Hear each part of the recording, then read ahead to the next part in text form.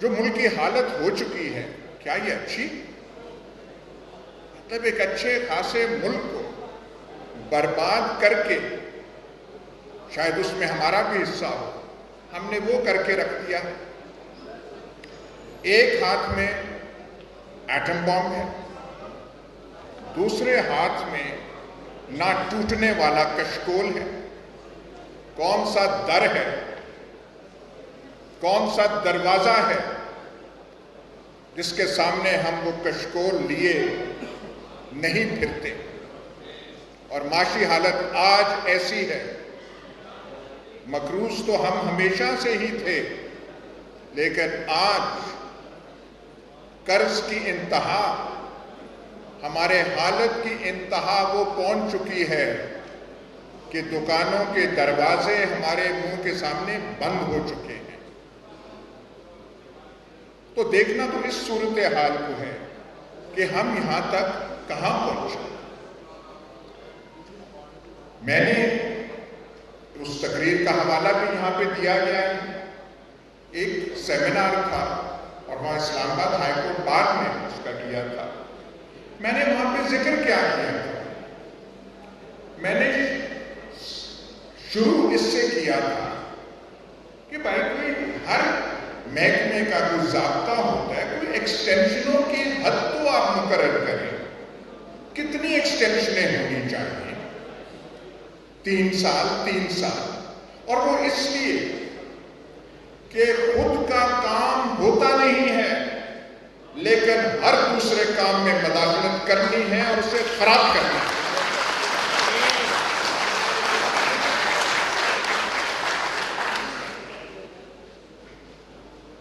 کون سا شعبہ ہے پاکستان کا جس میں آپ کی مداخلت نہیں رہی؟ کون سا شعبہ ہے؟ سیاست سے لے کے معیشت تک، معیشت سے لے کے یہاں ذکر بھی ہوا ریل اسٹیٹ تک، جو آپ کے اثر سے آزاد رہا ہے۔ تو اس لیے اپنے کام سے کام رکھیں۔ اور یہ جو بات ہے کہ ضیاء اللہ قائد ایوب خان آئے، اس کو یہاں کے لیڈران ملت نے، لیڈران قوم نے ایکسٹینشن پہ ایکسٹینشن دیتے رہے، اور اتنی ایکسٹینشنیں دیں کہ 1958 کے مارشل لاء تک وہ بات وہاں جا پہنچی، اور پھر وہ اقتدار میں 11 سال رہے۔ اور جو 5 جولائی کو جو نظام مارج وجود میں آیا، اس کے بعد اس کے سربراہ فوجی وردی پہنے، کیونکہ فوجی وردی کے بغیر وہ کچھ بھی نہ تھے، وہ 11.5 سال رہے۔ اور مشرف تھے، وہ آئے، اقتدار سے پہلے کمانڈر ان چیف تھے، اقتدار میں رہے آخری دم تک۔ آپ کی تحریک نے اس حکومت اور نظام کو کمزور کیا۔ بہت سارے فیکٹرز تھے، ان کو اپنی وردی اتارنی پڑی، اور وہ ٹیلی ویژن کا منظرنامہ آج بھی آپ دیکھ لیں کہ جب وہ دے رہے تھے بیٹون کمانڈر ان چیف کا، دوسرے ہاتھوں میں کیا المناک افسردگی ان کے چہرے پہ چھائی ہوئی تھی کہ یہ میرے طاقت کا وہ جو ہے جادو کی چھڑی میں دے رہا ہوں۔ ہوتے ہوتے ہم یہاں تک پہنچے۔ مشرف کے زمانے میں حالت یہ ہو گئی تھی کہ وہ محکمہ جس کی سروس میں نے بھی کی ہوئی ہے، یہ کبھی سوچا بھی نہ تھا، کسی غیر ملک میں نہیں، سندھ میں، بلوچستان میں نہیں، پنجاب کے بازاروں میں وردی پہن کے انہوں نے جانا چھوڑ دیا تھا، لاہور کے بازاروں میں انہوں نے جانا چھوڑ دیا تھا۔ یہ حالت ہو چکی تھی۔ فاٹا ٹرائبل ایریاز ریاست پاکستان کی دسترس سے نکل چکے تھے۔ کراچی پہ تقریباً ایک دوسری آزاد حکومت جس کے آرڈر لندن سے آتے تھے قائم ہو چکے تھے۔ ان ریاستوں کے قیام میں بھی آپ کا حصہ تھا۔ وہ جو کراچی کی ریاست تھی اس کی جماعت کیوں بنائی گئی تھی، اسے تقویت کیوں پہنچائی تھی؟ اس کا اوریجنل ایم تھا کہ نفیسہ شاہ صاحبہ کی پارٹی کو کمزور کرنا ہے، پیپلز پارٹی کو کمزور کرنا ہے۔ ان ہاتھوں نے وہاں پہ کراچی میں وہ سارا کچھ دستور بنایا، اور وہ پھر دستور وہ جو وہاں پہ قائم ہوئے وہ وہاں تک پہنچے کہ پہلے ڈرل مشین کی اصطلاح سیاست کے حوالے سے نہیں سنی تھی۔ انہوں نے پاکستانی سیاست میں جیسے فاٹا والوں نے کلاشنیکوف انٹروڈیوس کر دی، تو کراچی والوں نے وہ بوریاں اور جو ڈرل مشینیں ہیں وہ پاکستانی سیاست میں انٹروڈیوس کی۔ تو پھر راحیل شریف کے زمانے میں جب خود یہ سارے بنائے ہوئے پرابلمز ان کی وجہ سے پانی جو ہے سر سے اوپر جانے لگا، تو پھر فاٹا میں آپریشن ہوا، کراچی میں وہ جو سلطنت ہے اس کے خلاف کارروائی ہوئی، اور پھر فوج کی امیج تب ریہیبلیٹیٹ ہونے لگی، اور لوگوں نے کہا نہیں، دفاع وطن کے لیے یہ کر رہے ہیں۔ اور یہاں پہ نعرے ہم نے سننے بھی لگا کہ کیا کام کر رہا ہے راحیل شریف، لیکن یہ کون سی لت ہے؟ بھائی عزت سے نوکری کریں، سیکنڈ ورلڈ وار میں دوسرے ملکوں میں بڑے بڑے کمانڈرز آئے، بڑے بڑی جنگیں انہوں نے لڑی، پر جو مدت پوری ہوتی تھی تو انہیں گھر بھیجا جاتا تھا اور نیا بلڈ لایا جاتا تھا۔ بھائی آپ کون سے کانکرر آف اسٹالن گراڈ ہیں کہ آپ کہتے ہیں کہ آپ کی منوپلی اس چیز پہ ہونی چاہیے؟ راحیل شریف جیسا آدمی بھی عزت اچھی بھلی کما لی، اور جاتے جاتے ساری عزت اس بات پہ زمین پہ مار دی کہ ترلے کرنے لگ پڑے نواز شریف کے کہ میں فیلڈ مارشل بن جاؤں، مجھے ایکسٹینشن مل جائے۔ ان کے نصاب میں تو پہلا چیپٹر ایکسٹینشن ہونا چاہیے۔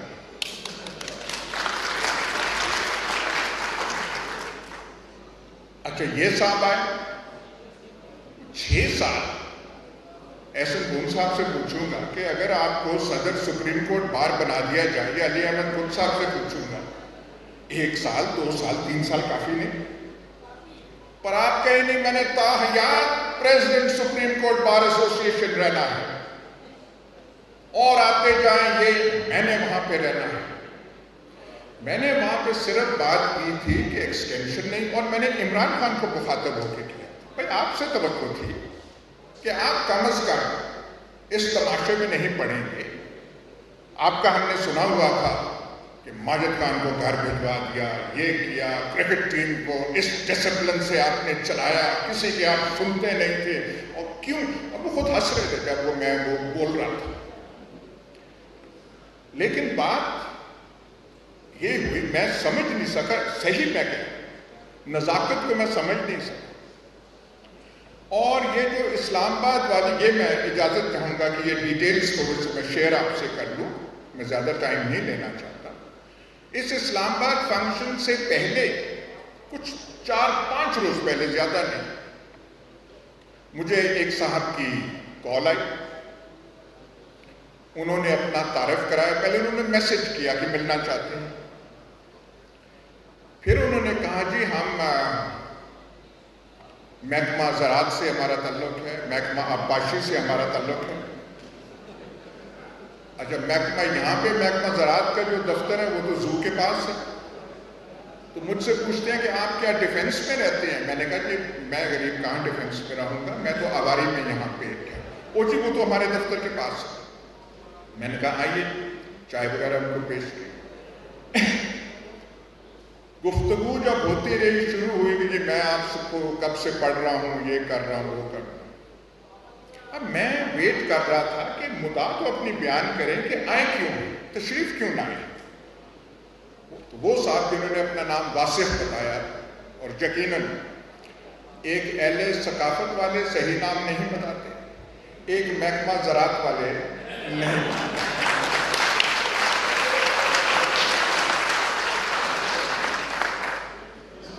تو کہتے ہیں، اور ان الفاظ سے، ان میں کوئی ایڈ نہیں کر رہا، کہتے ہیں سر آپ سے ایک بات کہنی ہے، ریکویسٹ نہیں کرنی، آپ سے ایک بات کہنی ہے۔ میں نے کہا فرمائیے۔ سر ہاتھ اپنا ہولا رکھا کریں۔ میں نے کہا کس پہ ہاتھ ہولا رکھے؟ وہ ان پہ۔ میں نے کہا کس پہ؟ آخر انہوں نے باجوہ صاحب کا نام لے لیا۔ میں نے کہا بھی ہمارا باجوہ صاحب سے کیا تعلق ہے؟ ہم اپنا لکھتے ہیں، بولتے ہیں، تو پروگرام ٹی وی میں کر دیتے ہیں، ڈائریکٹ نام تک نہیں کبھی لیا۔ یہاں بھی نام لے رہے ہیں کیونکہ آپ کی فوج یہاں پہ بیٹھی ہوئی ہے تو لے رہے ہیں۔ اور پھر میں نے یہ کہا، میں نے کہا بات سب مجھے سمجھ نہیں آئی، ان کے سروس میں ٹینیور میں 4 مہینے رہ گئے ہیں، 4 مہینے کریں اور مطلب گھر جانا چاہیے؟ نہیں سر آپ کو سمجھتے نہیں ہیں، وہ بڑے اچھے کام کر رہے ہیں۔